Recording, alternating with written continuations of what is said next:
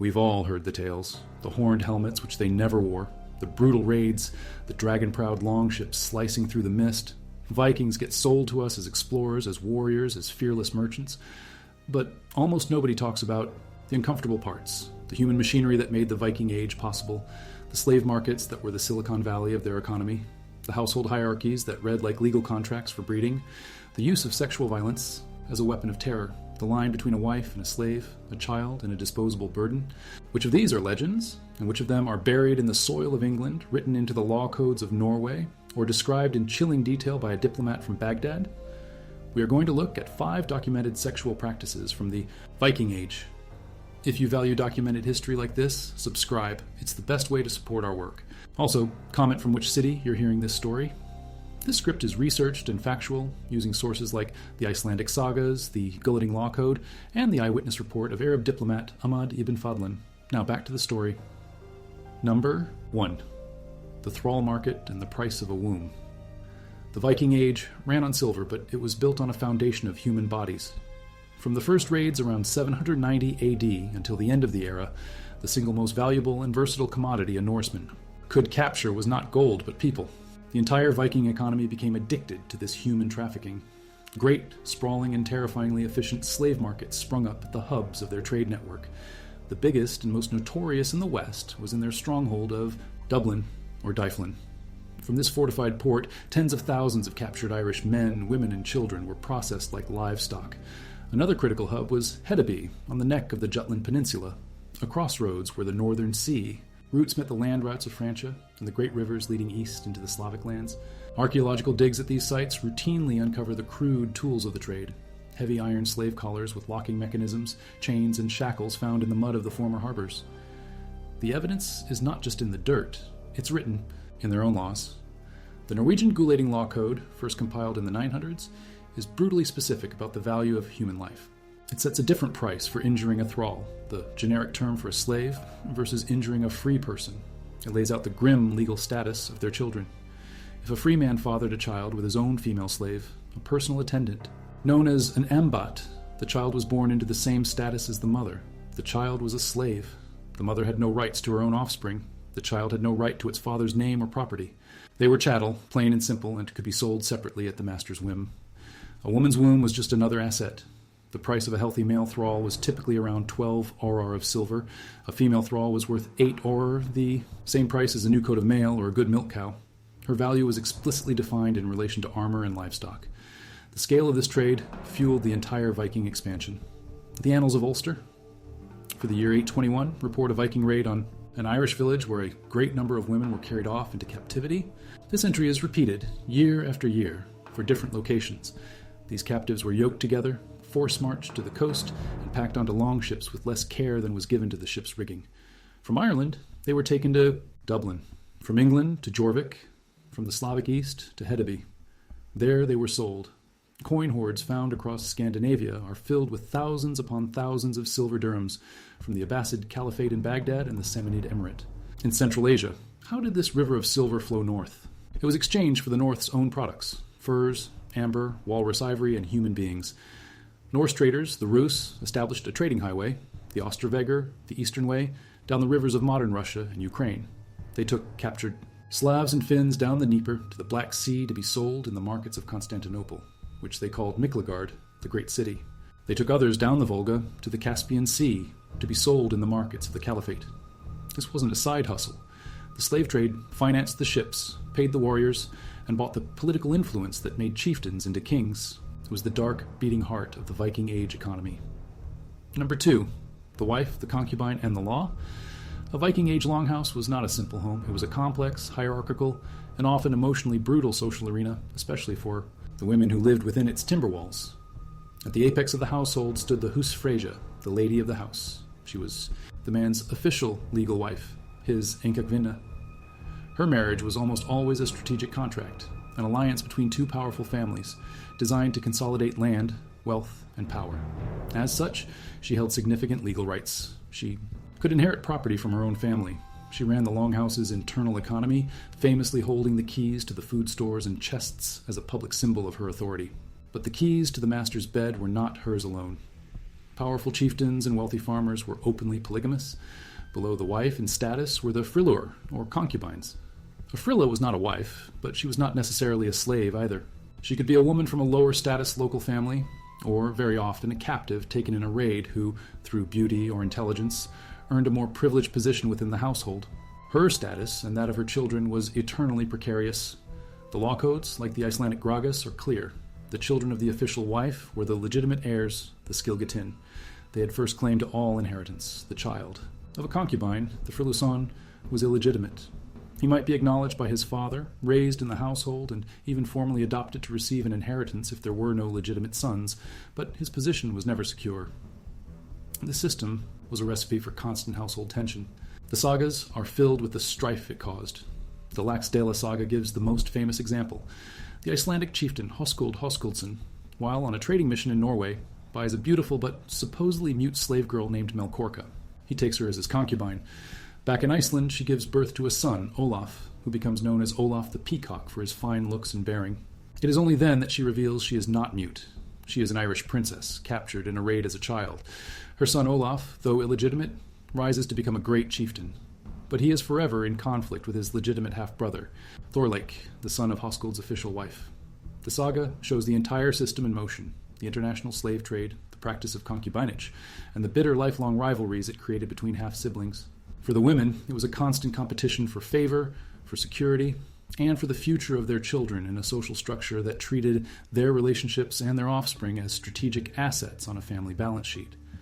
If you value documented history like this, subscribe. It's the best way to support our work. We're a small team, and every single subscription helps us produce more stories from the historical record. Also, let us know in the comments where you're watching from. Number 3. Rape as a weapon of conquest. The attack on the monastery at Lindisfarne in 793 was the moment the Viking Age crashed into the consciousness of Western Europe. The Anglo-Saxon Chronicle laments that the ravages of heathen men miserably destroyed God's church. Christian chroniclers, who were almost all monks, focused on the sacrilege, the theft of golden gospels, the shattering of altars. But the violence was not just directed at objects, it was directed at bodies. And the targeting of holy sites was a deliberate choice. Monasteries and nunneries were the spiritual hearts of their communities. They were also repositories of wealth, and often poorly defended. To sack a holy site was to send a message: your God is powerless to protect his own house.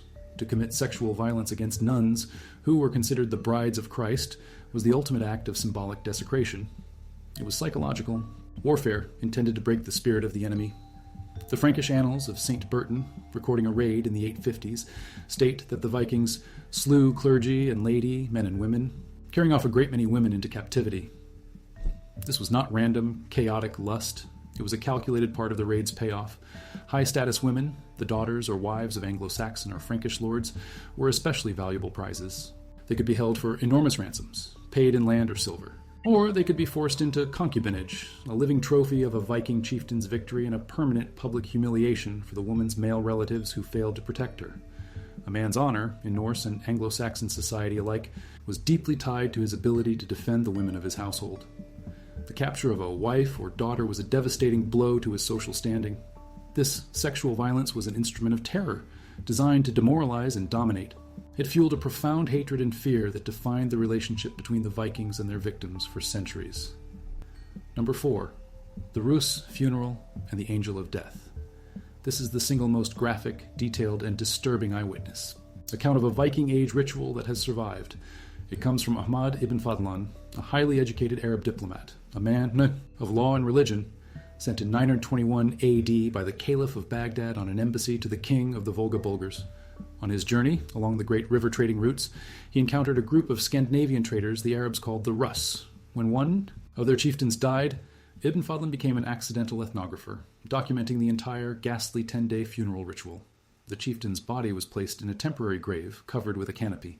His enormous wealth was divided into 3 parts, one for his family, one to pay for the lavish funeral clothes and effects, and one to buy immense quantities of an intoxicating drink, likely a form of mead or ale, to be consumed by the entire community during the rites.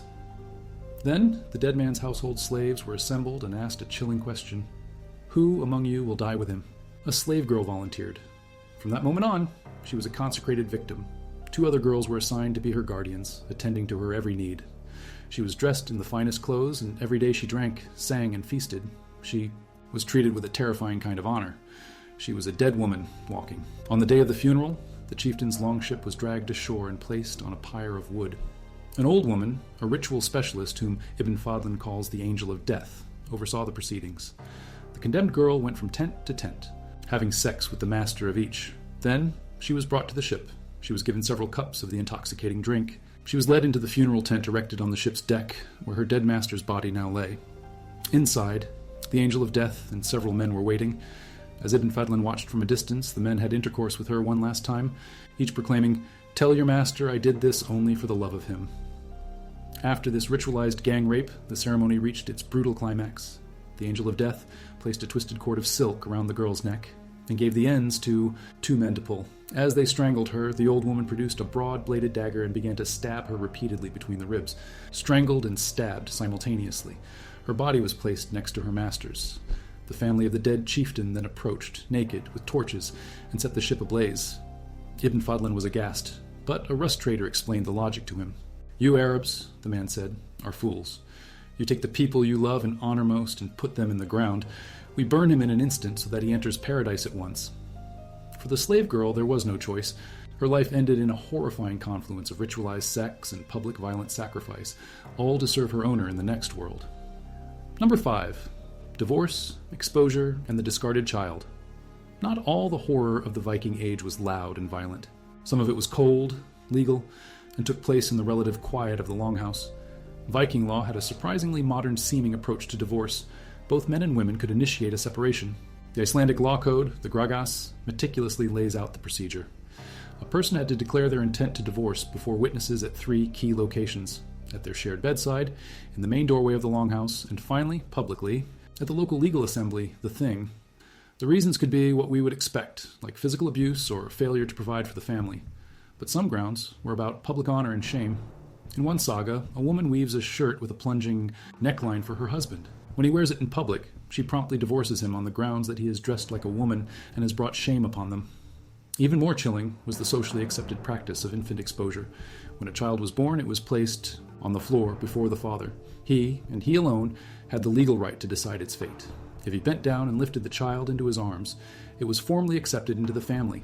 It would be sprinkled with water in a pagan naming ceremony, and given a place in the clan. But if the father looked at the child and turned his back, its fate was sealed. The child was deemed an utbyrder, literally, one who is carried out. The infant, often just hours old, would be taken by a slave out into the wilderness, a rocky outcrop, a forest, and simply left to die of exposure or be taken by animals.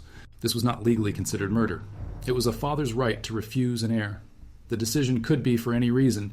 If the child was born with a physical deformity, if the family was starving and could not afford another mouth to feed, or, very often, if the child was a girl born into a family that desperately wanted a son and heir. Archaeologists at Viking-age settlements in Sweden and Iceland have found the tiny bones of newborns in the post holes of longhouses, discarded. In wells, or buried in unconsecrated ground near the settlement. It was a brutal, pragmatic method of family planning. A stark reminder that, in this world, a life was not inherently sacred. It had to be accepted. It had to be chosen. And if it wasn't, it was discarded like refuse. These practices seem disconnected. The cold economics of the slave market, the tense hierarchy of the longhouse, the symbolic violence of a raid, the ritualized horror of a funeral, the legal abandonment of a child, but they all point to the same unsettling truth. In the Viking world, human life, particularly female life and the lives of children and the enslaved, was a resource to be managed, a commodity to be traded, a strategic asset in games of honor and inheritance, and, when deemed necessary, a thing to be discarded without ceremony. This cold, pragmatic calculus was a foundational element of their power, but this relentless cycle of violence was not a one-way street. The terror the Vikings inflicted on others bred a terrifying response. For over 200 years, England suffered. But by the turn of the 11th century, the political tides were shifting. The Anglo-Saxon king, Ethelred the Unready, having paid bribe after bribe, the Danegeld, to fend off attacks, finally had enough. On November 13th, 1002, the feast day of St. Bryce, he issued a secret and terrible order for a kingdom-wide, state-sponsored pogrom. The Anglo-Saxon Chronicle states the king ordered that all the Danish men who were in England should be killed, for they had plotted to kill the king and all his counselors, and then to possess his kingdom. In Oxford, the Danish settlers fled to a church for sanctuary. The locals burned it down around them. The massacre was swift and brutal. Centuries later, in 2009, a pit was unearthed near Weymouth in Dorset. It contained a jumbled mass grave of 51 decapitated young men. Isotopic analysis of their teeth proved they were not locals. They had all grown up in Scandinavia. It was a captured Viking warband, executed, beheaded, and dumped in a pit, a stark reversal of the usual narrative. The Viking practices of sexual slavery and violent conquest were designed to break their enemies.